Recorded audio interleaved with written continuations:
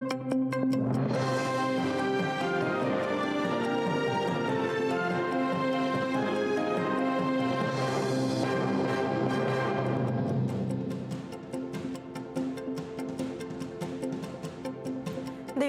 листопада, четвер, в ефірі інформаційна служба «Заман». Я Оріні Сітомєрова. Вітаю вас. Комітет Генеральної асамблеї ООН підтримав проєкт посиленої Кримської резолюції. Це вже 5-й за останні 4 роки оновлений та посилений документ. Готували його спільно з правозахисниками та меджлісом кримсько-татарського народу. В ньому фіксуються всі злочини окупаційної влади на півострові, тортури, незаконні арешти, насильницькі зникнення, переслідування за віру, призов до війська окупанта та інше. Додано поняття окупаційна влада Росії. Засуджується злочинна колонізація півострова. Резолюція також вимагає від Москви припинити грубі порушення прав українців та кримських татар і забезпечити доступ правозахисників на окупований півострів. Втім, ключовим оновленням є заклик світу об'єднатися задля тиску на країну-окупанту, кажуть в українському МЗС. А остаточне схвалення від Генасамблеї ООН документ отримає в грудні.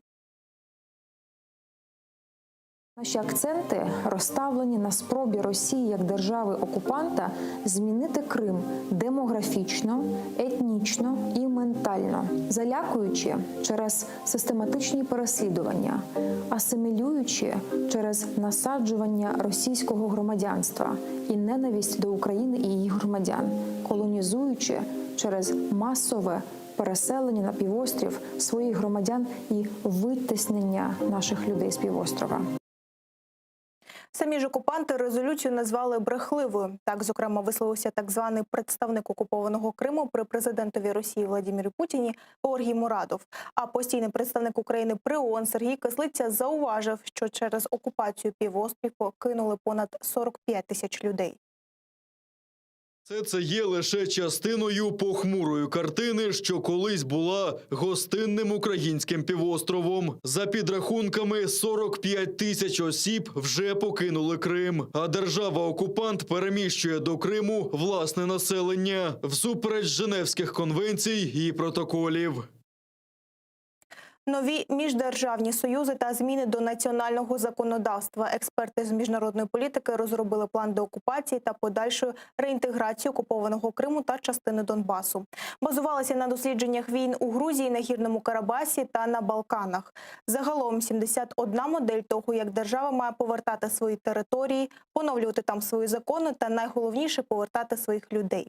Аналітики впевнені, мета Росії – поглинути всю Україну, щоб змінити баланс сил у світі.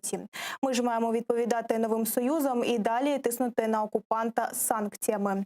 А після звільнення окупованих територій відфільтрувати колаборантів. Але до цього часу треба ухвалити ще низку законів, зокрема і зміни до Конституції для проголошення кримсько-татарської національної автономії. Більше про шляхи тиску на Росію та що робити зі звільненням територіями далі у сюжеті.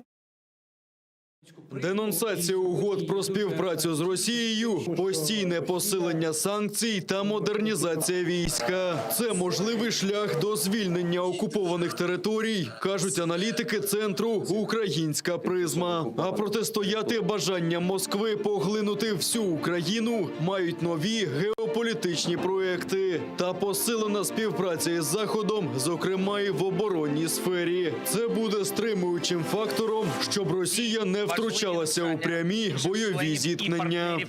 Більше присутності Євросоюзу і НАТО в регіоні означає в тому числі зміну балансу сил, а також субрегіональні проекти, і теж Тримор'я, і та Люблінська трійка, яка анонсована, але яку ще потрібно наповнити реальним змістом. Це все те, що буде наближати ту зміну балансу сил в регіоні, яка зрештою змусить Росію відмовитися від політики окупації українських територій. Стратегія звільнення наших земель має бути і в самої держави. Для цього потрібно створити світоглядний проект, яким будуть послуговуватися всі урядові структури.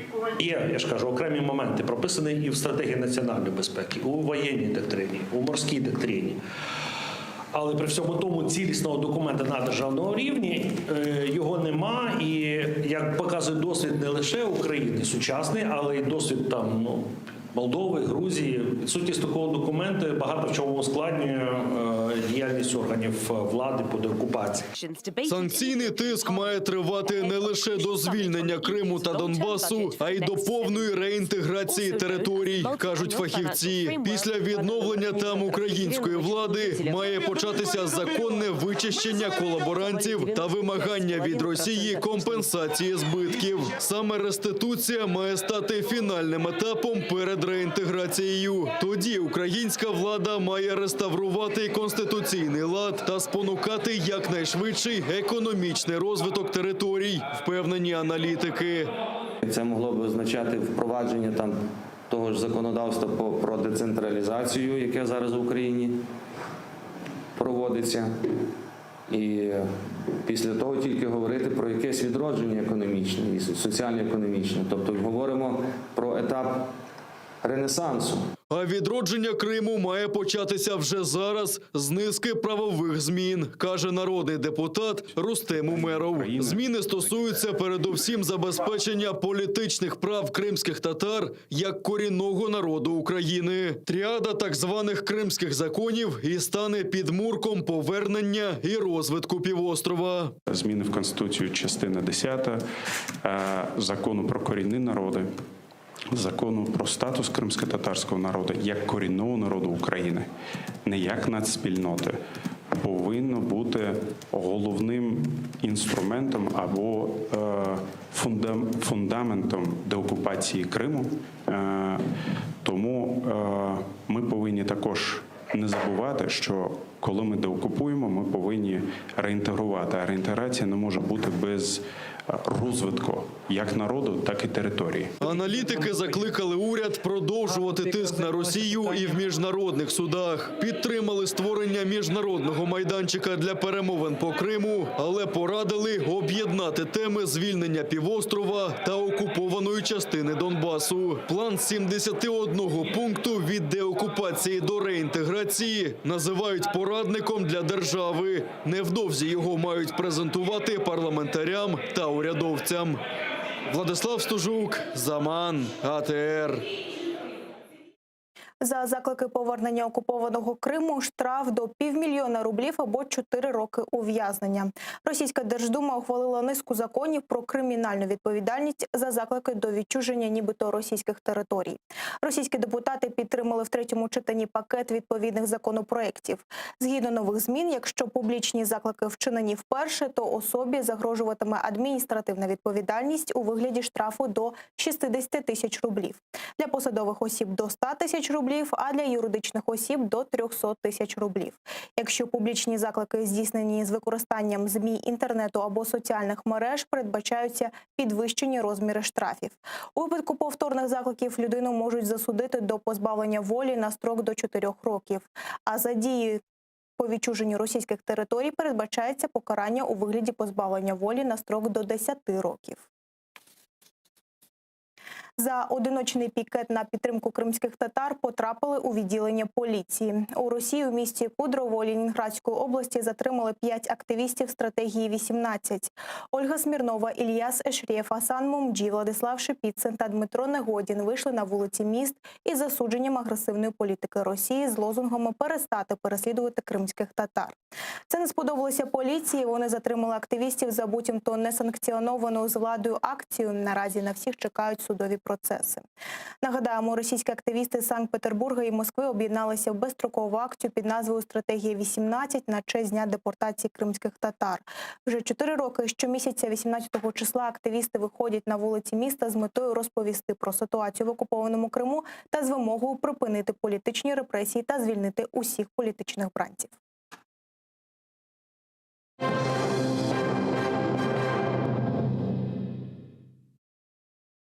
Найвищі показники зараження і смертності від COVID-19 за час пандемії. 13 357 інфікованих коронавірусом виявили в Україні минулої доби. 257 українців померли внаслідок хвороби. Ще 7400 одужали. Міністр охорони здоров'я Максим Степанов назвав такі цифри викликом для медичної системи України та закликав дотримуватися карантинних обмежень. Додав, що зменшити кількість госпіталізацій можуть самі люди, якщо за перших симптомів коронавірусу звертатимуться до фахівців. Самолікування та вживання антибіотиків може тільки зашкодити, каже міністр Степанов. Тому за перших симптомів треба телефонувати сімейному лікарі. Він спрямує мобільну бригаду, щоб взяти мазок на наявність ковіда. Якщо ж у пацієнта немає сімейного лікаря, треба проконсультуватися в контакт-центрі МОЗу. Не в лікарню, а саме починають лікувати і спостерігати саме медичними працівниками за цією хворобою. Тобто навіть до сімейного лікаря інколи звертаються на 7-8 день при цьому захворюванні. Отже, шановні українці, ще раз хочу наголосити, розумію, що інколи не вдосконало, але в нас є чіткий механізм, який працює в нашій державі щодо вашої поведінки, в який спосіб ви повинні себе поводитися при відповідних симптомах захворюваності на COVID-19. А в окупованому Криму вчора зафіксували 273 випадки COVID-19. Ще 9 людей померли внаслідок хвороби на півострові. Принаймні такі дані наводить окупаційна влада. В лікарнях перебувають понад 2,5 тисячі людей, а в окупованому Севастополі місця майже закінчилися. Ліжковий фонд заповнений на 95%, жаліються в окупаційній адміністрації міста. А російська віце-прем'єр Тетяна Голікова назвала ситуацію критичною.